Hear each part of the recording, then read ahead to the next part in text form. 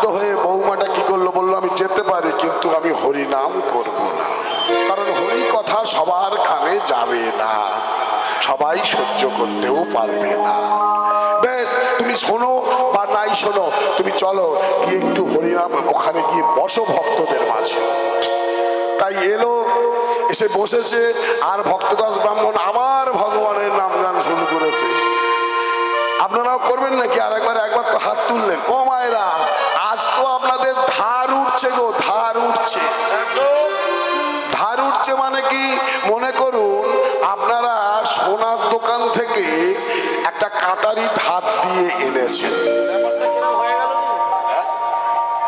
মায়েরা তো বললো ঠিক আছে। আমি ভুল বললাম? সোনার দোকানে কাটারি ধার দেওয়া হয় না? ঠিক আছে, এখানে ভুল বোঝালে হবে না। কামারশালা থেকে, হ্যাঁ, কামারশালা থেকে একটা কাটারি ধার দিয়ে এনেছেন। এই কাটারিটা নিয়ে, ধারওয়ালা কাটারিটা নিয়ে যদি আলমারিতে তুলে রেখে দেন, দরজা বন্ধ করে দেন, 1 বছর পরে যদি ওই ধারালো কাটারিটা বার করেন, তাতে আর ধার থাকবে? ধার পড়ে যায়।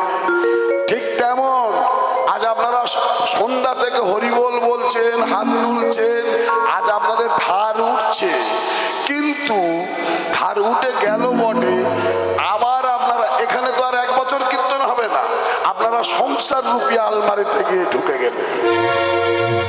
1 বছর পরে যদি এই হরিবাসরে আসেন, সহজে হাত তুলতে পারবেন না, আর সহজে হরিবোল বলতে পারবেন না, মুখে আসবে না। কারণ যে সারা জীবনে হরি বলল না, সে মৃত্যুর সময়ও হরিবোল বলতে পারবে না। একটা ব্যবসায়ী ছিল জানেন তো, মুদি ব্যবসায়ী, অনেক কষ্ট করে তার ব্যবসাটাকে দাঁড় করিয়েছে, অনেক বড় ব্যবসা করেছে। মৃত্যুর সময় তার 3টে ছেলে দোকান সামলায়। এখন বাবা মারা যাচ্ছে, ছেলেরা এসে সামনাসামনি দাঁড়িয়ে পড়েছে, হাঁপাচ্ছে। বড় ছেলে বলছে, বাবা আমি তো তোমার মাথার দ্বারে আছি, তুমি মরে যাবে, একটু হরিবোল হরিবোল বলো না।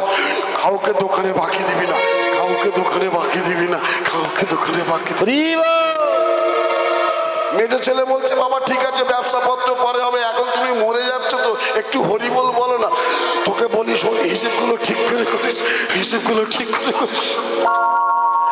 ছোট ছেলে পায়ের ধারে দাঁড়িয়ে আছে, বলছে, বাবা একটুখানি হরি হরি হরি বলো না। তুই দোকান ছেড়ে যেন বাইরে কোথাও যাস নি, রাত্রেবেলা দোকানে থাকিস।